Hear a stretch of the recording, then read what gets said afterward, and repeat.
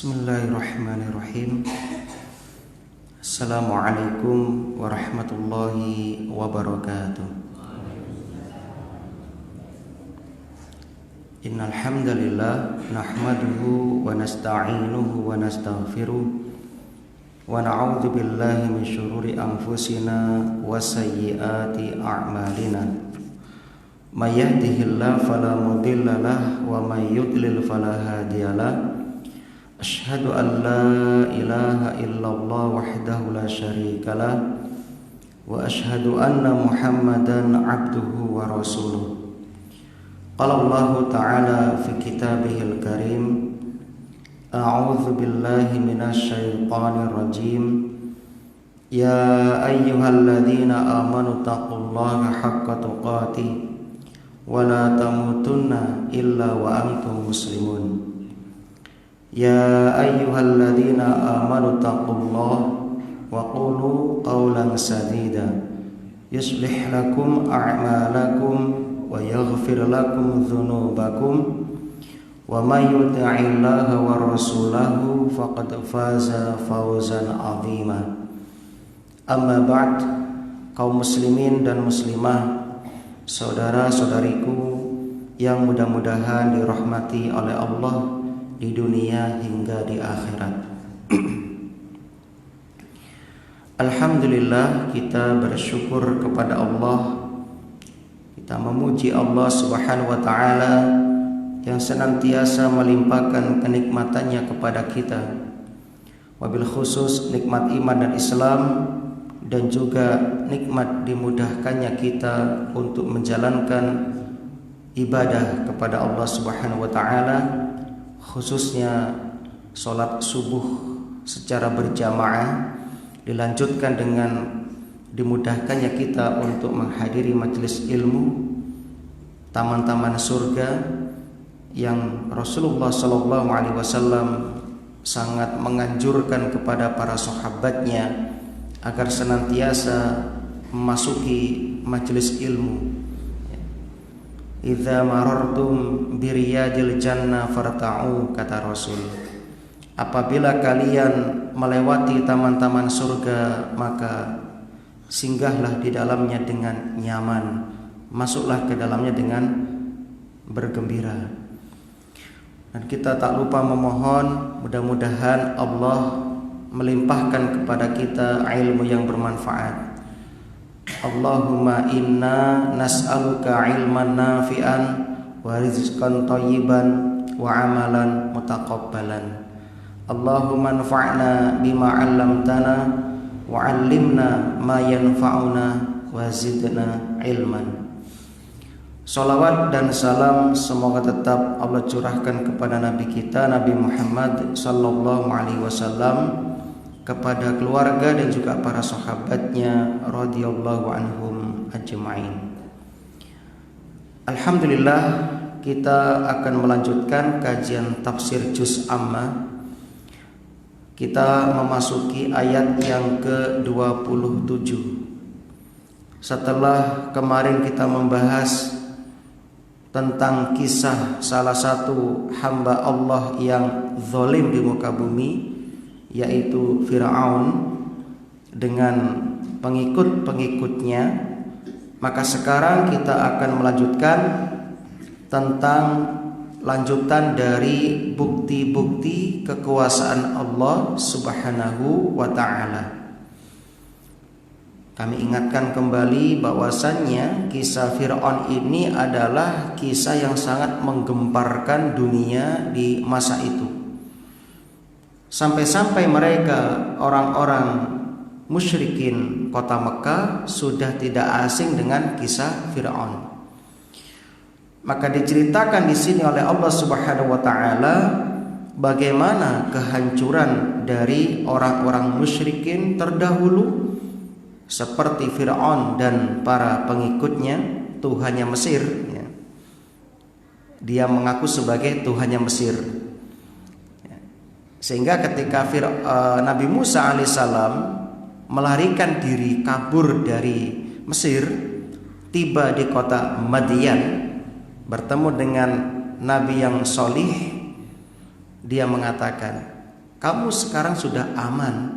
Kamu sekarang ada di kota Madian, bukan kotanya Firaun. Ini menunjukkan Firaun itu hanya Tuhannya orang Mesir ya, kata mereka di masa itu. Nah, Firaun dihancurkan oleh Allah disebabkan mengingkari akan adanya hari berbangkit. Mengingkari adanya hari ya, dibangkitkan ketika setelah hancur menjadi tulang belulang.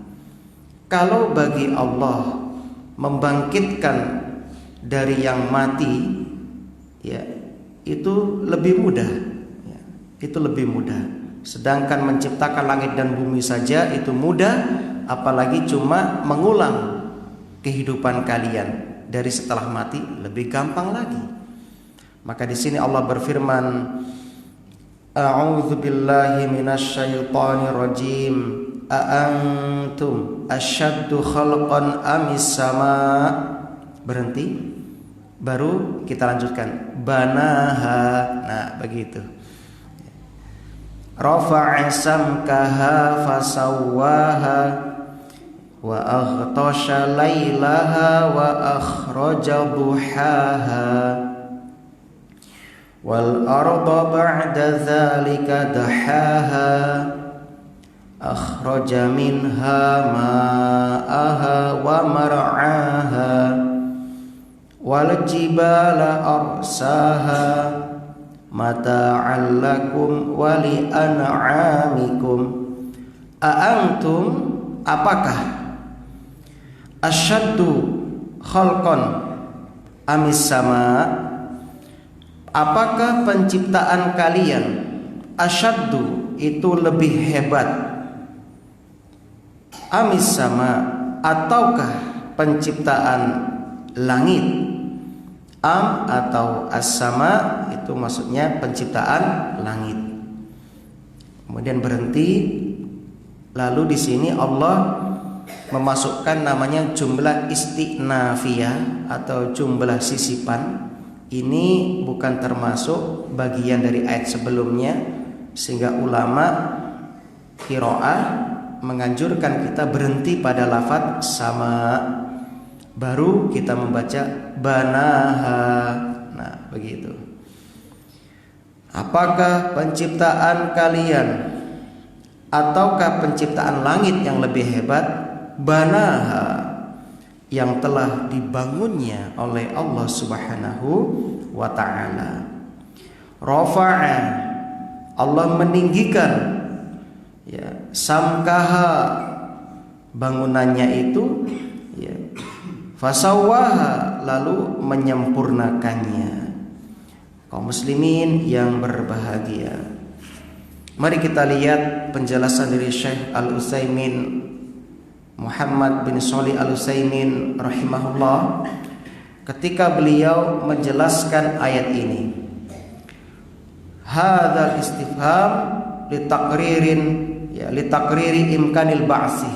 Jadi pertanyaan ini adalah untuk menetapkan, untuk menegaskan akan adanya hari berbangkit.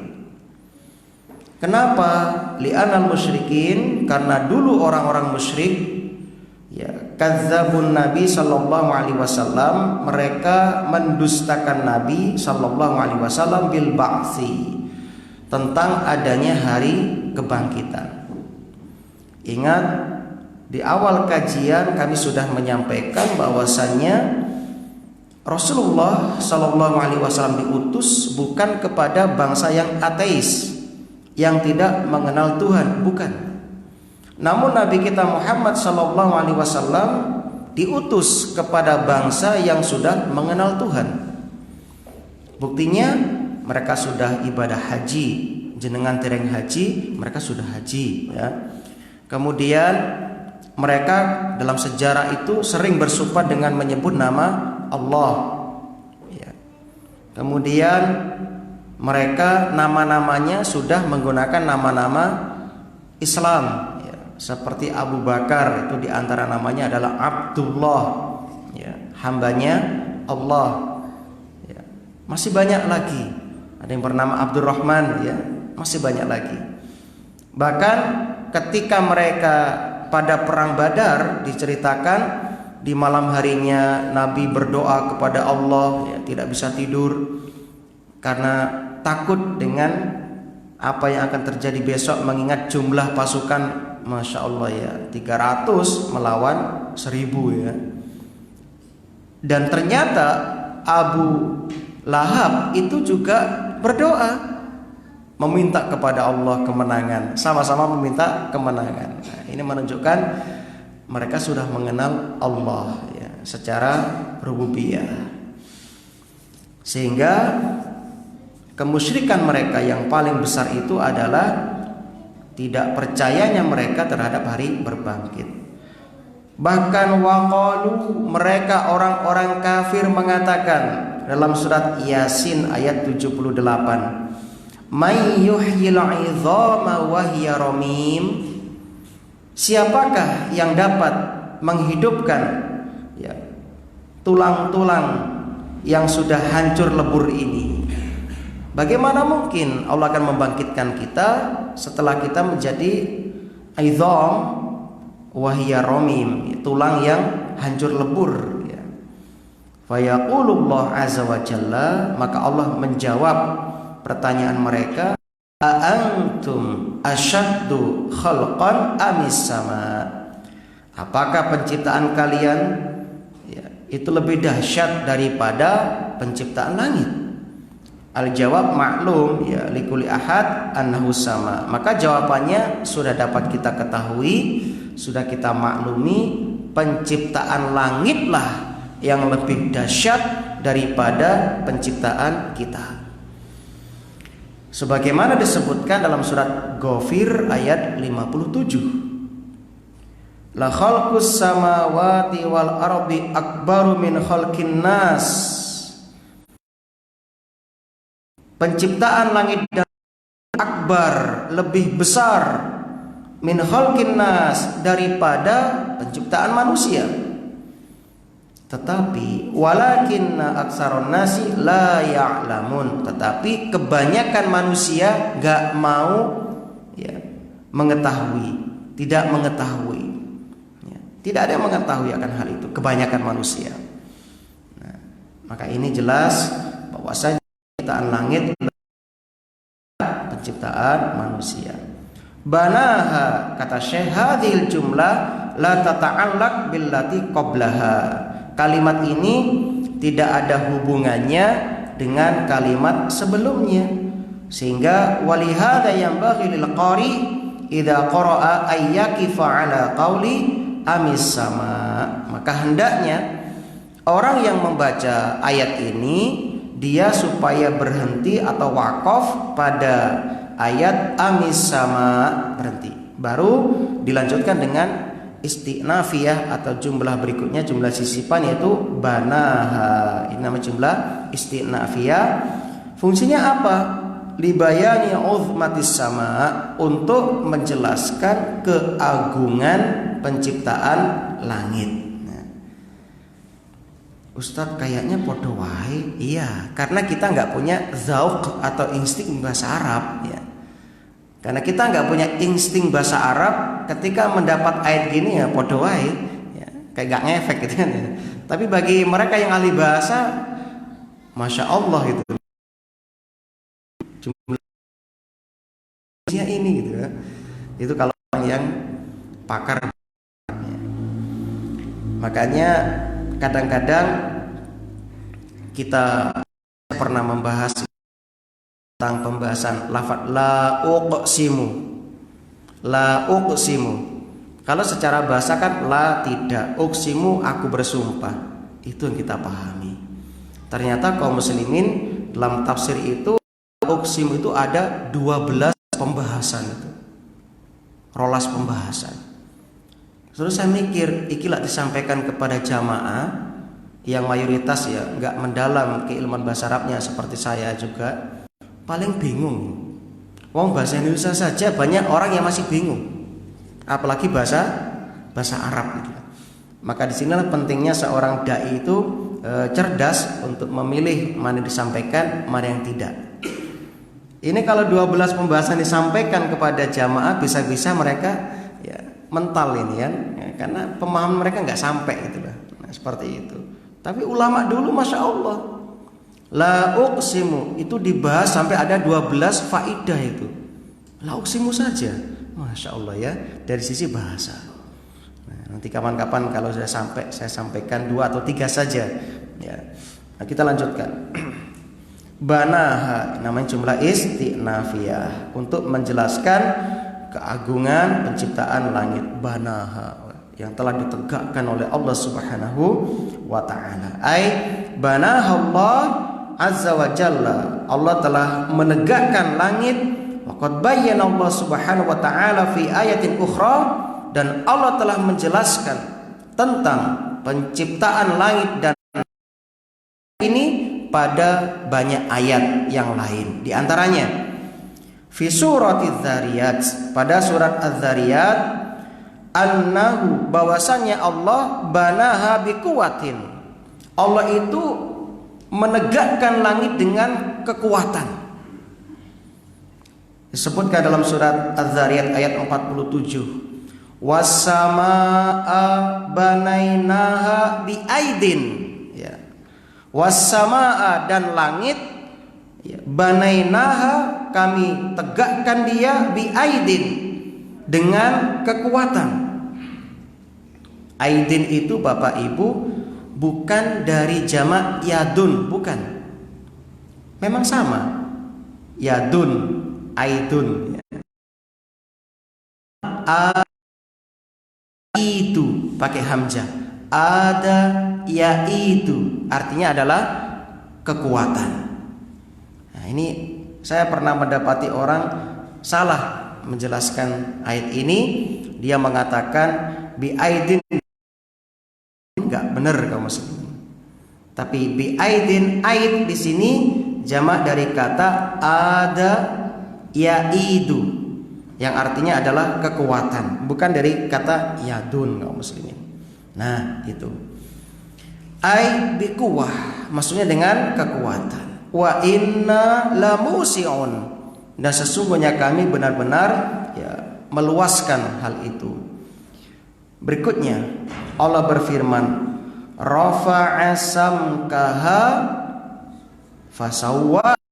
Rafa'a ay rafa'ahu, yakni Allah meninggikan langit itu anil ardi, dari bumi kita.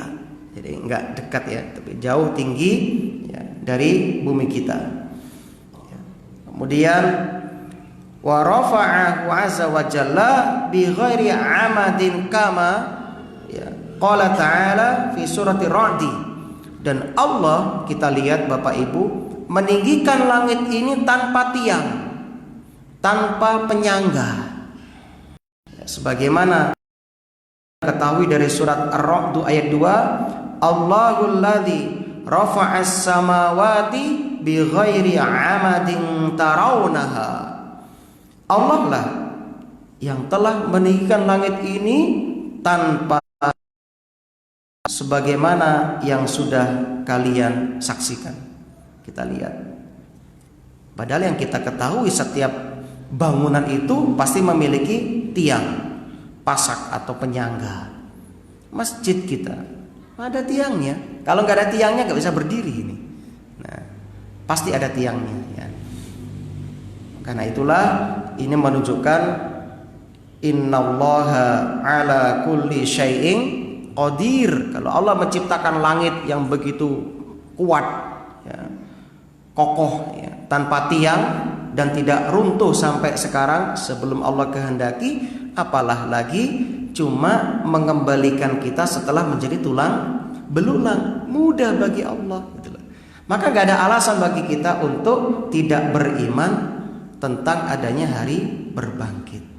Begitu banyak ayat-ayat menyebutkan, menceritakan tentang adanya ya, kemampuan Allah membangkitkan apa yang sudah mati ya.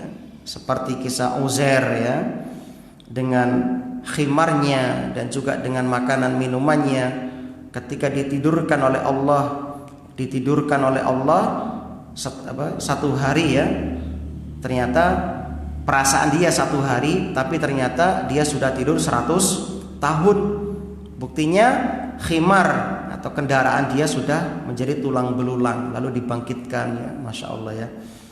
Seperti kisah Nabi Ibrahim ya, yang minta ditunjukkan kaifa tuhyil mauta, bagaimana engkau menghidupkan yang mati. Seperti kisah Ashabul Kahfi dan masih banyak lagi kisah-kisah yang Allah sebutkan dalam Al-Quran tentang kekuasaan Allah menghidupkan yang mati. Berikutnya, fasawwaha ay ja'alaha mustawiyah, yakni menjadikan tegak dan sempurna. Jadi mustawa ini adalah menjadikan sempurna. Wa ja'alaha tammatan kamilatan, yakni menjadikan betul-betul ya sempurna sebagaimana tentang penciptaan kita manusia. Dalam surat Al-Infitor ayat 6 hingga 7 Allah berfirman tentang panjenengan, tentang kita, ya ayyuhal insan, hai manusia, ma gharraka bi rabbikal karim, apa yang memperdayakan kalian untuk berbuat durhaka kepada Tuhan kalian yang maha pemurah, alladzi khalaqaka fasawwaka, yang telah menciptakan kalian dan menyempurnakan kejadian kalian, kejadianmu ya, apa? Gak ada alasan. Allah telah menyempurnakan kejadian kita. Tidak ada di muka bumi ini Bapak Ibu ciptaan Allah, makhluk Allah ya, dari bangsa manusia maupun bangsa jin yang paling sempurna kecuali kita manusia. Bangsa jin ya masih kalah sempurna dengan kita manusia, apalagi binatang. Maka alhamdulillah segala puji bagi Allah yang telah menciptakan kulawan panjenengan dalam bentuk yang paling sempurna. Fasawwaka ay ja'alaka sawiyan tamman al-khalqah, ini menjadikan kita ini ya penciptaan kita dengan yang sangat sempurna. Begitu juga dengan langit. Wa aghtasha lailaha, dan Allah menyebutkan tentang kekuasaan berikutnya. Wa aghtasha, dan Allah menjadikan lailaha, malamnya. Aghtasha itu dimana gelap gulita, peteng dedet kan ya. Aghtashahu ay azlamahu, menjadikan gelap gulita ya, jadi malamnya itu muzlim, gelap.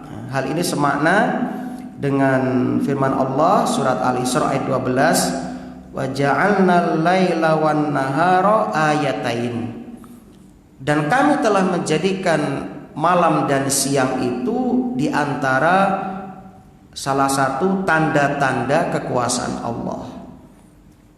Cuma kita yang kurang memperhatikan tanda kekuasaan Allah berupa siang dan malam. Karena selama ini kita hanya fokus dengan apa? Dengan kehidupan kita, dengan materi, dengan harta. Kerja, pulang sore tidur kerja, pulang sore tidur, bangun pagi kerja.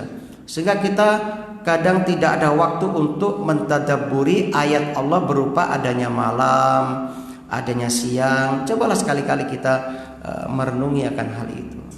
Ya, Masya Allah ya. Ternyata di sini ada tanda kekuasaan Allah Subhanahu wa Ta'ala.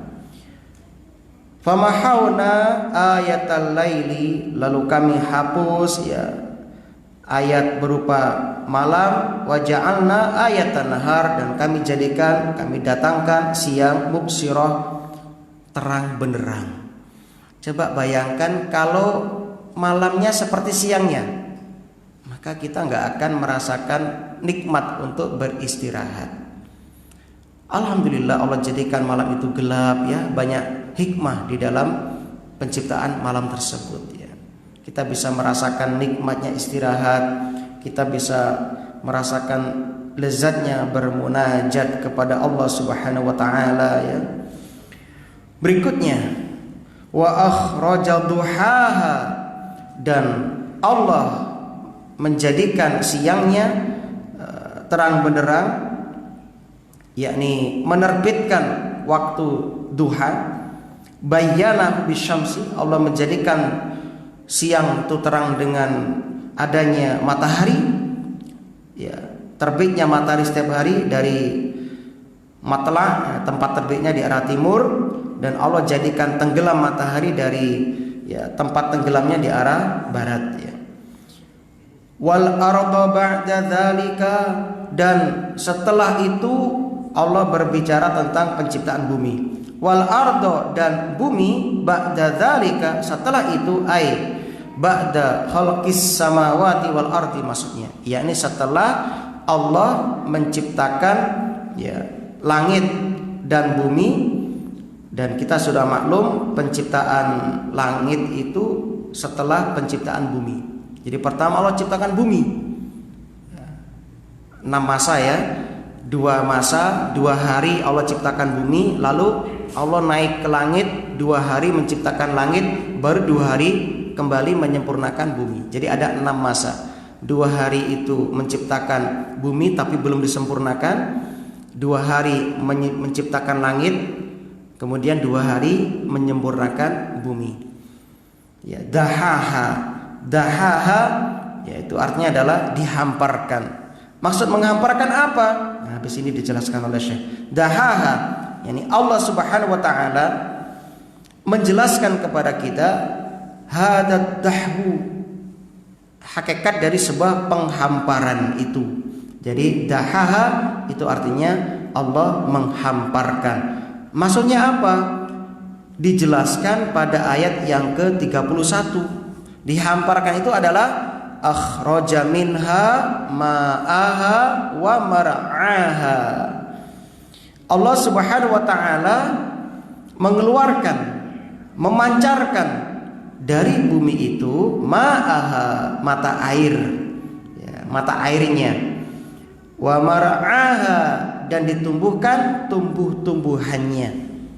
Jadi kaum muslimin, itu maksud dari dahaha. Jadi setelah Allah menciptakan bumi 2 hari, ditinggal menciptakan langit 2 hari, lalu 2 hari berikutnya turun menyempurnakan bumi dengan mengeluarkan mata airnya, dengan menumbuhkan berbagai macam tumbuhan-tumbuhannya, ya, dan juga menjadikan binatang-binatangnya. Masya Allah, ya. Dan indahnya lagi, berbagai macam jenis yang berbeda-beda, ya, tanahnya sama tetapi tumbuhannya berbeda-beda, bentuk, warnanya, jenisnya, dan rasanya. Binatangnya juga begitu, macam-macam. Belum lagi binatang laut, ya, belum lagi binatang serangga, belum lagi binatang dalam tanah. Yang kita ketahui paling cuma manuk, wedhus, sapi, ya. Tapi yang lain banyak tidak kita ketahui. Ikan juga begitu, paling banter yang kita hafal iwak paus yang kita lihat dari televisi, iwak teri, lenguru, ya, pindang. Tapi yang lain masih banyak kaum muslimin. Coba masuk ke laut, semakin dalam makin aneh-aneh binatangnya, dan warnanya beda-beda, bentuknya beda-beda, penciptanya satu. Ini menandakan apa? Keindahan sang pencipta. Allah itu jamal. Allah itu maha indah, jamil, maha indah, yuhibbul jamal, mencintai keindahan. Ya, Allah maha indah dan mencintai keindahan. Masya Allah, ya. Jadi luar biasa. Syariatnya aja suci, indah. Buktinya, ya, Allah menganjurkan yang bernama toharoh, bab bersuci. Allah atur sedemikian rupa, cara-cara beristinja, cara-cara bersuci dari najis, dari hadas, diatur sedemikian rupa, dan semua penuh dengan keindahan. Masya Allah, ya. Ya, luar biasa. Maka kita memiliki Tuhan yang maha indah, maka kita juga harus mencintai keindahan. Akhraja minha ma'aha wa mar'aha. Inilah maksud dari dahaha, yakni Allah memancarkan, mengeluarkan darinya sumber mata airnya, dan juga, ya, tumbuhannya. Wa kanatil ardu makhluqah qabla sama, dan bumi, ya, bumi itu diciptakan sebelum penciptaan langit, sebagaimana hal ini dijelaskan oleh Allah secara panjang lebar dalam surat Fussilat. Fussilat itu surat yang ke-41 ya. Nanti jamaah bisa cek ya di surat Fussilat ayat yang ke-41. Baik. Silakan nanti dibaca di rumah surat Fussilat ayat yang ke-41. Jadi Allah telah menciptakan ya, langit dan bumi, disebutkan di sini qul a innakum latakfuruna billadzi khalaqal arda fi yaumain. Ya, jadi Allah telah menciptakan bumi itu 2 hari. Wa taj'aluna lahu andada, tapi kalian masih menjadikan tandingan-tandingan bagi Allah Subhanahu wa taala. Dzalika rabbul alamin, padahal Allah itu Rabb semesta alam ya. Dan seterusnya sampai akhirnya Allah jadikan keduanya tunduk patuh baik secara terpaksa maupun secara sukarela. Kalau bumi yang begitu besar ya, langit yang begitu kokoh tunduk dan patuh kepada Allah ya, maka kita yang lemah dan hina ini diciptakan oleh Allah dari setetes air mani yang hina, lebih layak untuk tunduk patuh kepada Allah Subhanahu wa taala. Enggak layak kita sombong kepada Allah Subhanahu wa taala. Fal ardu makhluqatun min qablis sama, maka bumi diciptakan sebelum penciptaan langit. Lakin duhuha wa ikhrajul ma'u minha wal mar'a kana ba'da khalqis samawat. Tetapi ya, penyempurnaan bumi itu, dikeluarkannya air dan juga penumbuhan tumbuh-tumbuhan itu setelah penciptaan langit, kaum muslimin. Lalu Allah menyebutkan hikmah gunung, wal jibala arsaha, wal jibala, dan gunung-gunung. Bentuk jamak dari jabalun, mountain ya. Jabalun jamaknya jibal ya, gunung-gunung. Arsaha, dia Allah, arsaha, pancangkan dengan teguh ya, yakni ja'alaha rasiyatun fil ardi. Allah jadikan gunung itu sebagai pemancang bagi bumi ini ya. Tumsikul ardu, Allah jadikan gunung itu sebagai penahan, penyeimbang bagi bumi ini, li'alla tattarib bil khalqi, supaya kita manusia yang ada di atasnya tidak bergoyang saat kita tinggal di atas muka bumi ini. Coba kalau bumi kita nggak memiliki ya penyeimbang sebagai ya, penyeimbangnya, penguatnya, yaitu gunung-gunung, pasti kita akan goyang-goyang terus ya. Duduk nggak nyaman ya, makan nggak nyaman, bekerja nggak nyaman, ngapa-ngapain nggak, sholat nggak nyaman, karena goyang-goyang terus ya, nggak ada penyeimbangnya. Nah, bisa dibayangkan ya betapa gak nyamannya kita ketika tidak ada penciptaan gunung tersebut. Dan gunung sudah kita sampaikan, puncaknya yang tampak ya, gunung yang tampak itu ya, itu adalah sepertiganya. Adapun 2/3 itu masuk ke dalam bumi ya, sebagai pasaknya, sebagai roksunnya, pancangnya. Dan Allah menyebutkan mata'an lakum, mata itu sebagai sarana untuk bersenang-senang bagi kalian. Mata itu kesenangan, lakum bagi kalian, wali an'amikum, dan juga bagi binatang ternak kalian ya. Binatang ternak kalian ya. Oh ya, tentang gunung tadi ada yang kelewatan, itu firman Allah surat An-Nahl ayat 15 yang menguatkan bahwasanya Allah itu memang betul-betul Bapak Ibu menjadikan gunung sebagai pancang. Allah sebutkan dalam surat An-Nahl ayat 15, wa alqa fil ardi rawasiya an tamida bikum, dan Allah Subhanahu wa taala menancapkan ya gunung-gunung pada bumi itu sebagai rawasiya, sebagai pancangnya, an tamida bikum, agar tidak bergoncang bersama kalian ya, agar bumi bersama kita. Itu diantara hikmah yang Allah sebutkan dalam surat An-Nahl ayat 15. dan juga sebagai mata, ya, sebagai kesenangan bagi kita. Ya, kesenangan di sini bisa kita nikmati berupa airnya yang sejuk, ya, yang segar, ya. Kemudian tumbuh-tumbuhannya, sehingga binatang kita bisa minum darinya, bisa makan darinya. Dan juga mata di sini umum, bisa kita jadikan tempat wisata dan sebagainya. Dan kita lihat wisata yang paling menyenangkan itu wisata kalau nggak gunung ya air, gitu kan. Seperti wisata waterboom, waterjuk, ya, atau mungkin laut, ya, air. Coba ketika kita tanya kepada santri-santri saya, kita mau liburan kemana? Pasti pilihan kalau nggak ke gunung, ke laut, kolam renang. Ya, pasti begitu. Mungkin Bapak juga begitu. Seneng kan kalau bermain dengan air, seneng. Nah, begitu kaum muslimin yang berbahagia. Ya, kalau di tempat saya di Banyuwangi itu banyak kedung, ya, jeru-jeru. Dan rata-rata sungainya banyak padas, watunya, ya, nggak endut, ya. Sehingga dulu saya masih kecil sering salto-salto di sungai itu, wah, nikmat sekali rasanya, nggak balik-balik kan, ya. Nah, sampai mimisan saking ngeluh saya. Mata'alakum wali an'amikum, sebagai, ya, kesenangan bagi kalian dan untuk hewan-hewan ternak kalian. Ai ja'alallahu ta'ala dzalika mata'an lana. Ya, jadi ini Allah jadikan untuk kita, gitu loh. Kita bersenang-senang, ya.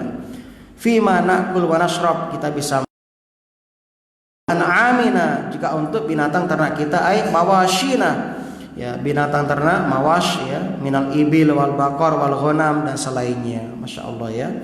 Ini yang lupa kita untuk mensyukurinya. Kita selama ini hanya mengeksplor, ya, mengambil, ya, mengambil sampai lupa mensyukuri sang pencipta. Kita baru merasakan itu ketika sudah Allah cabut itu dari kita.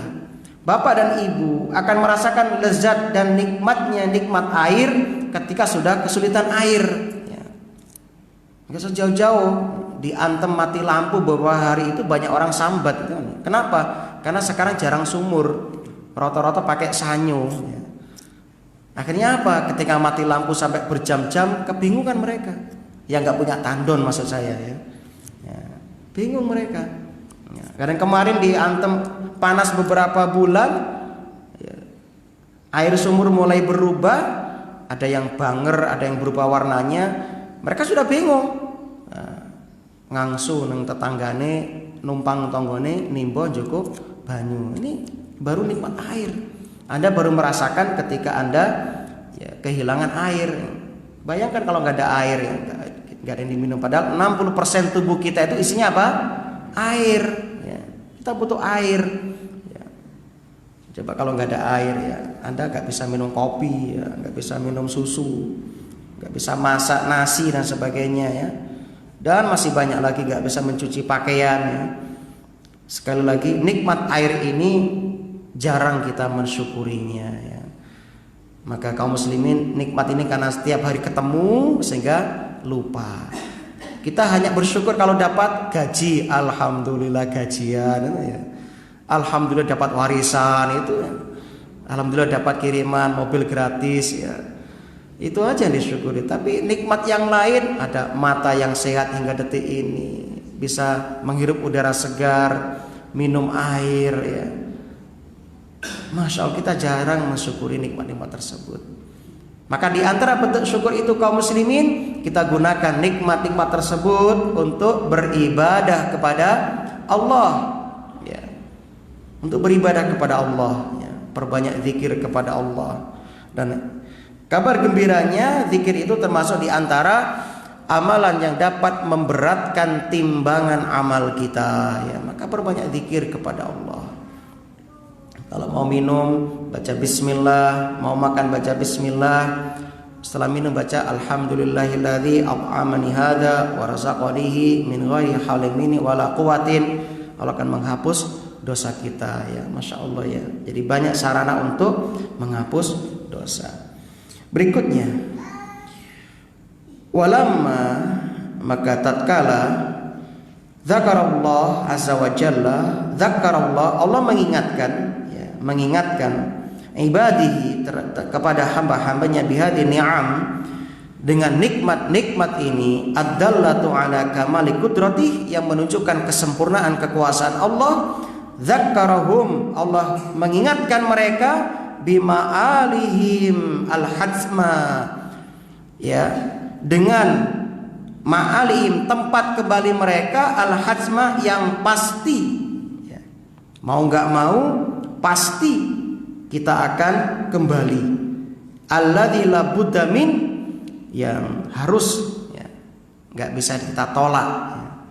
Apa itu tempat kembali kita? Disebutkan dalam, ya, ayat berikutnya, ayat 34. Fa idza ja'atit tammatul kubra. Nah, fa idza, maka apabila ja'at, ya, telah datang at-tammatul kubra, yaitu malapetaka besar.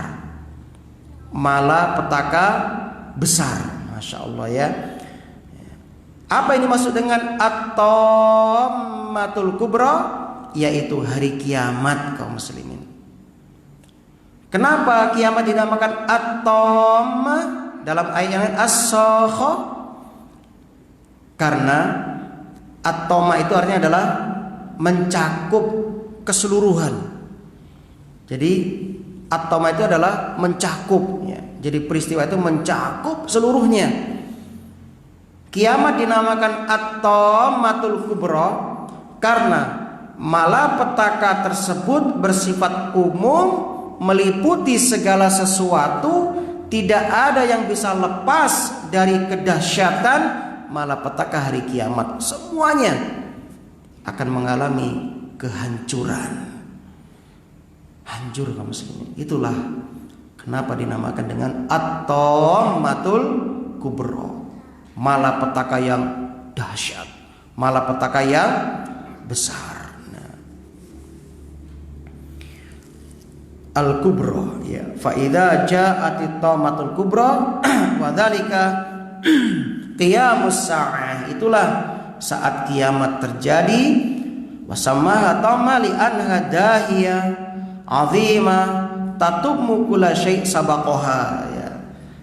Syekh menjelaskan dinamakan kiamat dengan at-tamma karena sangat hebatnya peristiwa itu menghancur leburkan, ya, segala sesuatu yang ada sebelumnya. Tatummu kulla syai' sabaqaha, menghancur leburkan segala sesuatu yang ada sebelumnya. Digambarkan dalam surat Al-Hajj, ketika terjadi kiamat, orang yang gak mabuk seperti orang mabuk, wanita hamil langsung melahirkan seketika itu. Pokoknya dahsyat sekali. Dan itu terjadi di hari Jumat. Jumat kapan? Hanya Allah yang tahu. Kalau makhluk yang paling dekat dengan Allah di langit itu Jibril, dan makhluk yang paling mulia di muka bumi yaitu Nabi Muhammad sallallahu alaihi wasallam, ketika keduanya, ya, ditanya, Jibril bertanya kepada Nabi, ya, maaf, ya, kapan kiamat terjadi, mata sa'ah? Ternyata yang bertanya dan yang ditanya sama-sama nggak ngerti. Lah kok aneh gitu loh. Ada orang yang nabi bukan, rasul bukan, dosane yo akeh. Lah kok ngaku-ngaku weruh hari kiamat gitu kan. Bahkan meramal masalah gaib, kan aneh gitu loh. Kalau Jibril aja yang paling dekat dengan Allah dan kuat, dzi quwwatin matin, ya. Kemudian memiliki kedudukan yang tinggi, amanah dan sebagainya, nggak ngerti apalagi kita gitu loh. Maka sudah kita serahkan saja. Kita cukup mengimani kiamat itu akan terjadi. Kapan terjadinya kita serahkan kepada Allah tentang ilmunya, ya. Nggak usah neko-neko menebak-nebak, ya. Buktinya luput semua. Sampai ada film 2012 itu, ya, ternyata luput sampai sekarang nggak ada apa-apa. Nah, sampai heboh dunia itu. Bahkan ada aliran di Malang itu, aliran yang sampai anak buahnya itu ngungsi semua, ya, karena katanya mau kiamat dan sebagainya. Naudzubillah.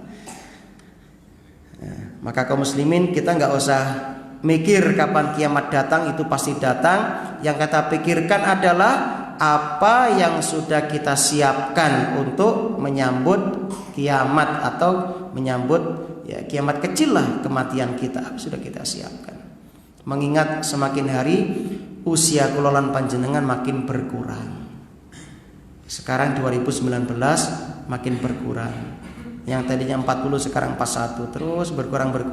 Yang 60 61, 62, 63, habis itu masuk tanah menghadap Allah Subhanahu wa taala. Nah, maka kaum muslimin sibukkan ya dengan amal dan jangan menyepelekan amal, meremehkan amal, karena kita nggak tahu dari amal yang manakah Allah akan memberatkan mizan kita, dan kita nggak tahu dari manakah Allah akan ya meringankan timbangan amalan kita. Maka jangan meremehkan dosa sekecil apapun, jauhi segala bentuk dosa. Eman-eman kalau sampai kita ya nanti menjadi ashabul a'raf ya, menjadi penghuni a'raf disebabkan amalan kita tuh podo, yang baik 50, yang jelek 50. Akhirnya apa? Kita nggak bisa ke surga, nggak bisa ke neraka. Di a'raf ya, lihat ke neraka, lihat ke surga terus begitu.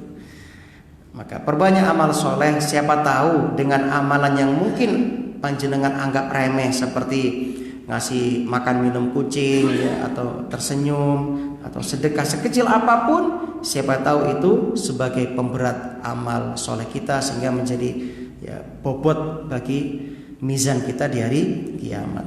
Nah, begitu kaum muslimin yang berbahagia. Al-kubra yakni akbar min kulli tama, yang paling besar segala bentuk malapetakannya. Ya, di hari itu yauma yatadzakkarul insanu ma sa'a. Ini yang ngeri kaum muslimin. Pada hari itu, yauma hari itu yatadzakkarul insan, manusia teringat masa'a, apa yang telah dia usahakan, apa yang telah dia kerjakan dulu ketika masih hidup. Perhatikan dalam ayat ini Allah Subhanahu wa taala pada peristiwa besar itu Allah Subhanahu wa taala mengatakan masa'a, apa yang telah dia kerjakan. Ma itu namanya ma mausul ya, atau ma mausul. Ma mausul itu dalam ilmu fikih menunjukkan umum. Jadi seluruh yang kita kerjakan, baik amal kebaikan besar maupun kecil, amal keburukan besar maupun kecil, itu semua akan kembali dihadirkan oleh Allah Subhanahu wa taala. Ya, kita akan ingat itu ya, terhadap perbuatan yang sudah kita kerjakan selama di dunia ini. Gak ada satupun yang luput. Maka Allah berfirman dalam surat Al-Mujadilah ayat 6, ahsahullah wa nasuhu. Ahsahullah, Allah menghitungnya. Seluruh amal kita dihitung. Wa nasuhu, padahal kita telah melupakan. Dan betul kaum muslimin, jangankan orang kafir ya, kita orang beriman saja sudah banyak melupakan amalan-amalan kita, terutama amal keburukan kita. Kalau amal kebaikan masih banyak yang ingat. Ustadz, saya dulu pernah nyumbang ini, saya pernah bantu ini, betul gak? Tapi keburukan, coba saya tanya, berapa orang yang sudah Anda gibah selama ini? Oh, lali Ustaz. Berapa orang sudah Anda sakiti selama ini? Iya ya, sopuan yuk, lali. Kita sering melupakan dosa-dosa kita, tapi kita banyak mengingat kebaikan kita. Nah, harusnya kan dibalik ya. Kita banyak melupakan kebaikan kita, harus banyak mengingat dosa dan salah kita, agar kita makin dekat dengan Allah dengan beristighfar kepadanya, bermuhasabah, kan begitu. Harusnya kalau kita mau tidur kayak Hasan Al-Basri. Hasan Al-Basri kalau mau tidur itu ya, mengingat-ingat kezalimannya, mengingat kemaksiatannya. Ya Allah, hari ini saya belum sholat duha, saya belum begini, saya belum begitu. Diingat-ingat ya, sehingga bertobat kepada Allah setelah mendolimi si fulan. Maka dia pun mendoakan kebaikan bagi yang didolimi ya, yang merasa dia dolimi. Sampai sahabatnya mengatakan, hai imam, sampai aku mendengar doamu itu memohonkan ampun untuk orang yang merasa engkau sakiti dan yang menyakiti engkau. Ya, jadi yang merasa disakiti didoakan, yang menyakiti juga didoakan. Ini hebatnya ulama dulu. Maka sahabatnya pun mengatakan, sampai kepikiran di benakku besok tak menyakiti kamu, biar engkau doakan juga. Begitu. Ya. Beda ya kalau kita ya. Kalau kita hanya mendoakan siapa? Yang menyakiti kita. Ya. Kita doakan ya, semoga celaka gitu ya. Kalau imam dulu itu Masya Allah Hasan al-Basri, setiap mau tidur itu mengingat keburukan-keburukan dia ya. Kemudian mendoakan siapapun yang berbuat baik dan dolim kepada dirinya didoakan. Masya Allah, luar biasa. Ya, ini harus kita lakukan sebelum kita tidur kaum muslimin. Hari ini saya sudah menggibah siapa saja itu beristighfar kepada Allah ya. Kenapa? Karena nanti di hari itu kaum muslimin, pada hari itu ketika terjadi hari kiamat kemudian kita dibangkitkan, yatadzakkaru maktuban. Kenapa kita bisa ingat? Karena saat itu akan dihadirkan kepada kita kitab catatan amal yang di situ tertulis seluruh amalan kita, per detiknya tertulis ya, lengkap, detail. Dan hebatnya lagi di masa itu yang berbicara bukan mulut kita, tapi tangan kita yang ngomong, kaki kita yang ngomong, kulit kita yang ngomong, sehingga semuanya akan berbicara. Dan baru kita tahu, oh ini dikit, baru ingat kita. Akhirnya ketun, nyapa dikit kak, ngeke istighfar, tapi sudah terlambat itu. Maka sekaranglah perbanyak membaca istighfar. Dan nanti dari kiamat Allah berikan kitab kepada kita, indahu yaqra'u bi nafsi, dan kita akan membaca sendiri, melihat sendiri. Wa nukhriju lahu yaumal qiyamati kitaban yalqahu mansyura. Allah akan berikan kepada kita kitab catatan amal kita dari kiamat yang tertulis di dalamnya seluruh amalan kita. Ya, disebarkan kepada kita. Iqra kitabaka kafa bi nafsikal yauma 'alaika hasiba. Wocon dhewe tulisanmu kuwi, catatanmu kuwi. Baca catatan amalmu, cukuplah dirimu sebagai penghisab ya pada hari ini. Ya. Al-Isra ayat 13 hingga 14. Saat itulah kaum muslimin kita mengetahui, ternyata baru kita ingat, ya Allah, ini dosa saya, ini maksiat yang saya lupakan, ini dan itu, ini dan itu. Dan berapa banyak maksiat kita lihat ketika buka YouTube dan sebagainya. Berapa banyak maksiat yang kita baca dan sebagainya. Ya, kaki menjadi saksi, tangan menjadi saksi, kulit berbicara, malaikat menjadi saksi. Dan kita tahu malaikat itu lebih banyak daripada kita kaum muslimin. Dan kita saja, tiap kita memiliki 3 malaikat. Ada malaikat pencatat amal, raqib dan atid. Ada malaikat hafadha, penjaga. Semuanya menjadi saksi. Ya, kemudian bumi menjadi saksi. Idza zulzilatil ardu zilzalaha wa akhrajatil ardu asqalaha wa qala al insanu ma laha yauma idzin. Nah, terus mengabarkan apa yang dulu dilakukan di muka bumi. Pertanyaannya, kita tinggal di mana sekarang? Di bumi. Makanya kata ulama, kalau Anda mau bermaksiat kepada Allah, jangan bermaksiat pada buminya Allah. Mau pindah kemana? Ke planet. Planet juga ciptaan Allah. Ke langit. Langit punya Allah. Semuanya milik Allah. Maka nggak ada alasan bagi kita untuk bermaksiat. Nggak ada kaum muslimin. Ya, bukan hanya itu. Ya, dinding-dinding, ya, pohon-pohon. Semuanya menjadi saksi. Bukankah Rasul menyebutkan tentang keutamaan azan ketika sahabat di tengah padang rumput bersama gembalaannya dan tiba waktu sholat, maka kata Rasul, berazanlah. Tidaklah setiap yang mendengar seruan azanmu, baik pohon-pohon, rumput dan sebagainya, itu akan menjadi saksi bagimu nanti dari kiamat. Maka berdasarkan ini kata Ibnu Qayyim al-Jauziyah, Maka sejak itu aku banyak berzikir kepada Allah saat berkendaraan, saat berdiri, saat berjalan. Aku berharap semakin banyak yang menjadi saksi bagi kebaikanku nanti dari kiamat. Bayangkan kalau dari Mujahidin ke Ambulu itu Anda berzikir, itu berapa ya akan menjadi saksi nanti. Semua menjadi saksi itu.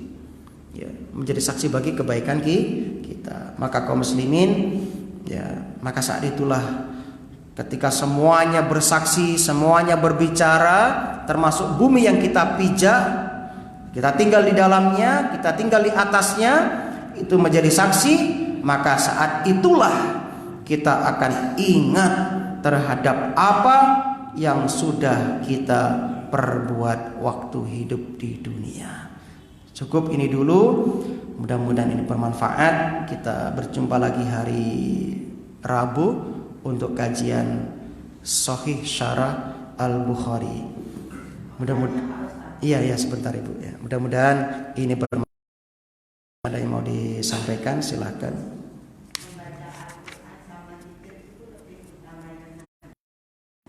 Taib.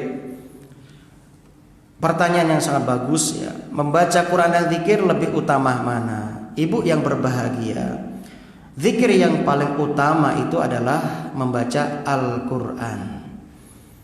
Maka kalau ibu bertanya lebih utama mana? Ya lebih utama membaca Al-Quran.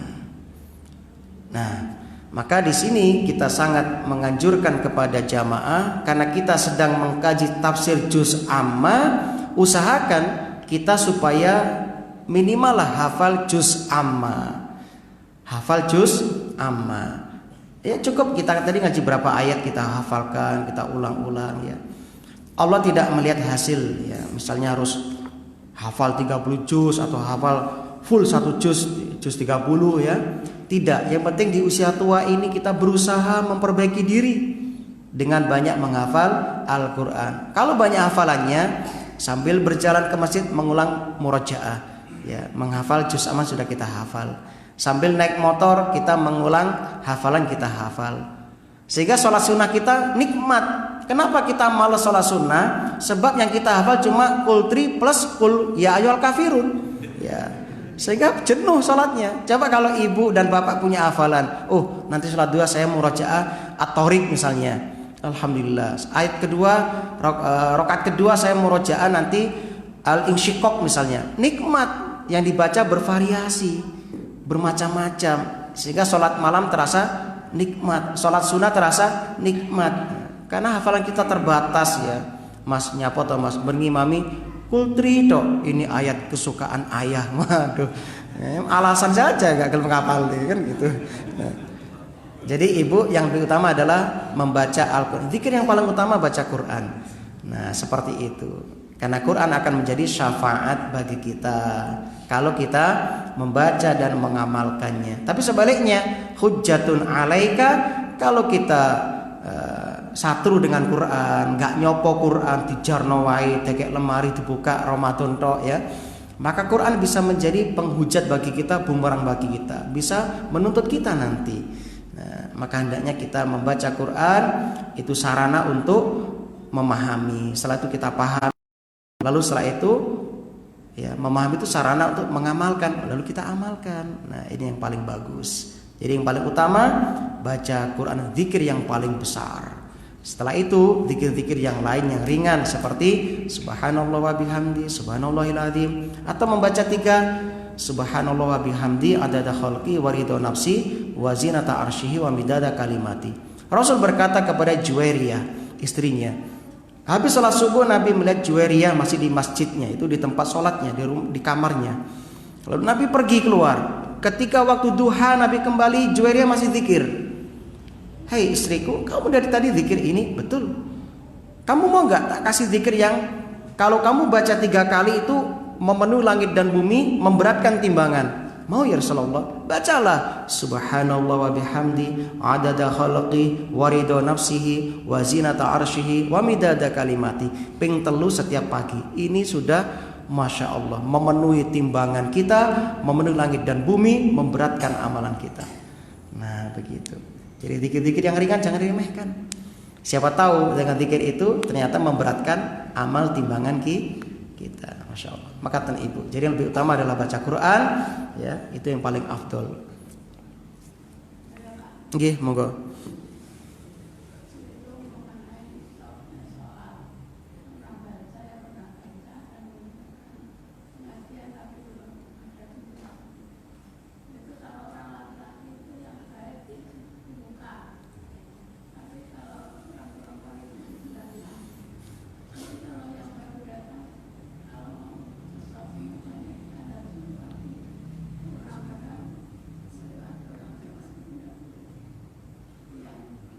Iya. Yang saya tangkap dari pertanyaan Ibu tadi, alhamdulillah, jazakillah khairan katsiran. Betul Ibu. Jadi untuk saf salat itu khairu sufuf lirijal, ya, sebaik-baik saf bagi laki-laki adalah yang terdepan. Adapun linisa itu yang paling belakang. Jadi semakin di belakang itu paling bagus, ya. Tadi pertanyaan terakhir itu kan kurang jelas.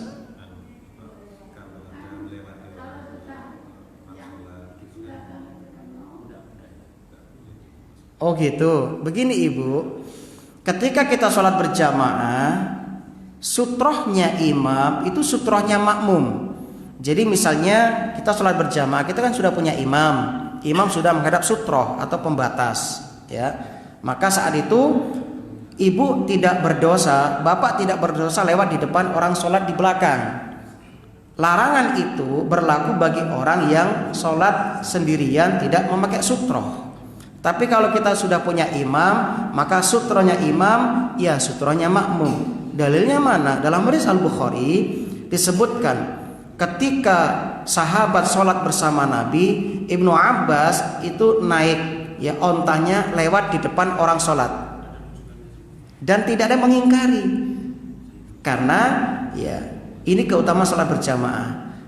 Kita sudah ditanggung oleh imam. Jadi kalau bapak batal misalnya, nggak apa-apa, lewat aja depan orang sholat, ya, lewat aja. Ibu juga begitu, kalau mau masuk ke shop, ya, nggak apa-apa Ibu. Oh, depan ada yang kosong misalnya, ya, Ibu masuk aja di depan orang sholat, karena sutrohnya makmum itu adalah sutrohnya sutrohnya imam juga sutrohnya makmum. Begitu Ibu. Jadi nggak masalah Ibu, boleh. Kecuali kalau ada orang sholat sendirian, ya, maka Ibu lewat depannya haram, dosa besar. Ibu berdiri 40 tahun lebih baik daripada Ibu lewat di depan orang sedang sholat. Ini sebagai ancaman yang keras. Jangan lewat di depan orang sedang sholat. Makanya kalau sholat sendirian, carilah sutroh, pembatas yang paling, ya, seperti kursi atau mungkin dinding, ya, atau mungkin, ya, pokoknya kata para ulama itu dalam hadis itu setinggi sandaran onta. Sandaran onta sekitar, ya, 1 kil lebih berapa gitu kan, ya, seperti itu. Begitu Ibu, ya. Jadi sutrohnya imam sudah mewakili sutroh bagi makmum. Jadi tidak masalah kalau ada orang terlambat mau mengisi sop yang paling depan, lewat di depan orang sholat, tidak masalah. Yang batal kalau lewat depan makmum, imam itu baru batal, ya. Nah, itu nggak boleh.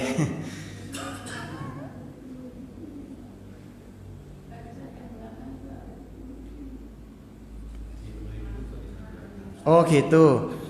Jadi untuk wanita itu sopnya bagaimana? Ya, maka ini sudah bagus, sopnya di belakang, ya. Jadi kalau mau yang utama ya memang di belakang, ya. Jadi penuhi dulu yang belakang, baru belakang kalau masih ada. Ya. Tapi untuk jamaah kita perempuan nggak sampai penuh kan? Ya.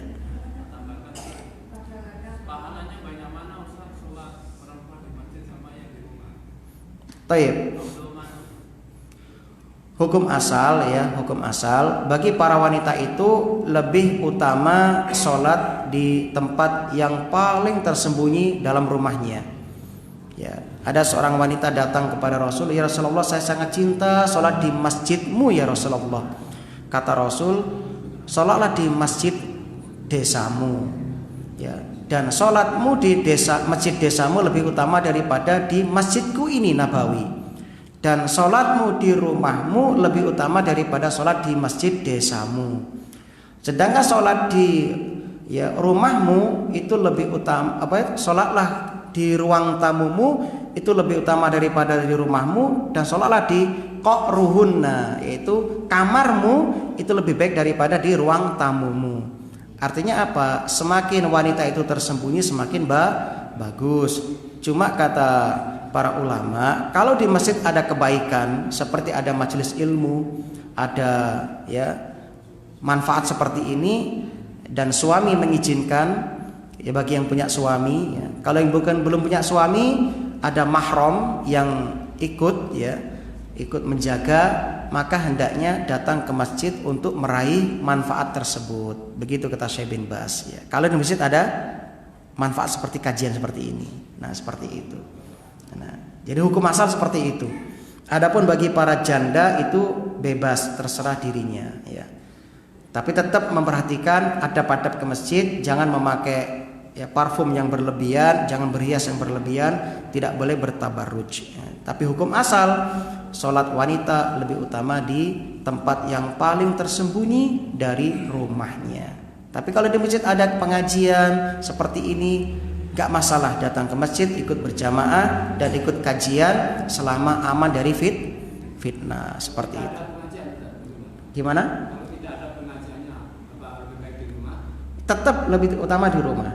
Tapi gak masalah, tetap boleh ke masjid. Bahkan di masjid Nabi ada pintu khusus wanita, babun nisa, seperti itu. Jadi saya ulangi, tetap boleh ke masjid. Jangan dipelintir, Ustaz Mu'id melarang ke masjid, jangan ya. Tetap boleh ke masjid, cuma memperhatikan adab-adab ke masjid, tidak bertabarruj, berdandan berlebihan. Tadi yang ditanyakan kan yang lebih utama ya. Bukan berarti gak boleh, tetap boleh. Cuma yang lebih utama itu di tempat yang paling tersembunyi. Apa hikmahnya? Banyak. Pertama, terutama yang punya anak kecil, masih bayi, kan repot kalau harus ke masjid terus. Sedangkan mereka kadang penuh najis badannya, ngurus ini dan itu. Nanti mau sholat jamaah sih gak dipempes anaknya, marun ngoyong meneh, nanti bisa ketinggalan. Kalau sampai wanita ditekankan ke masjid, sedangkan wanita tuh orang super sibuk gitu loh. Masih ngurusi makanan bagi suaminya, masak bagi suaminya, ngurusi anak-anaknya. Kalau anaknya nanti kesundulan terus, tahun ini bayi, tahun depan bayi, kan repot. Itu hikmahnya, misalnya kesundulan gitu kan ya. Laki-laki kan enak ya.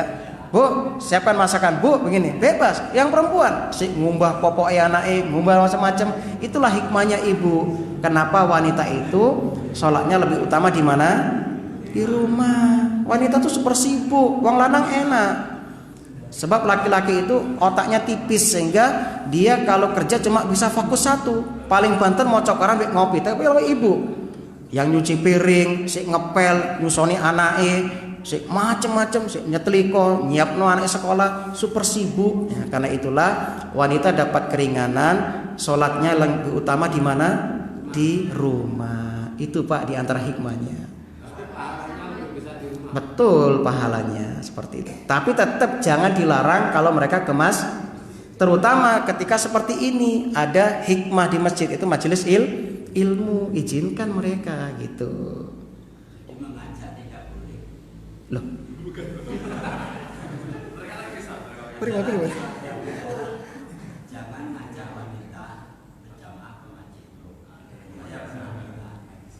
Oh. Bukannya diutamakan orang wanita kan lebih baik di rumah. Iya. Tapi bukan berarti mengajak boten angsal Pak, angsal Pak mengajak gitu maksudnya. Maksud saya ya, hukum asal wanita bersolatnya itu di mana? Di rumah. Hukum asalnya. Cuma kalau memang di masjid ada manfaat seperti pengajian dan ini dibutuhkan oleh para wanita, apalagi kalau istri bapak nggak ikut pengajian, ya, maka sangat dibutuhkan. Maka boleh bagi para suami mengajak istrinya ke masjid, angsal ya, tetap memperhatikan batas-batasannya. Nah, jadi kalau punya suami izin sama suami, ya. Dan saya sangat menganjurkan itu, gitu kan, kalau ada pengajian. Nah.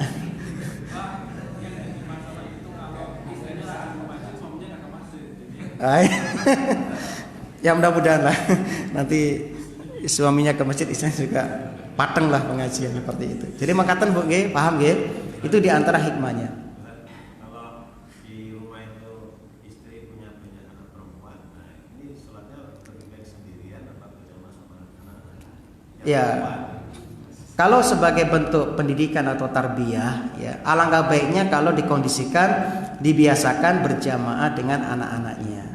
Dikondisikan. Kenapa? Karena kita sedang dalam masa mentarbiyah, memberikan uswah suri tauladan kepada anak-anak kita. Begitu Bapak ya. Nah, tapi kalau nggak sempat misalnya, nggak masalah sholat sendirian.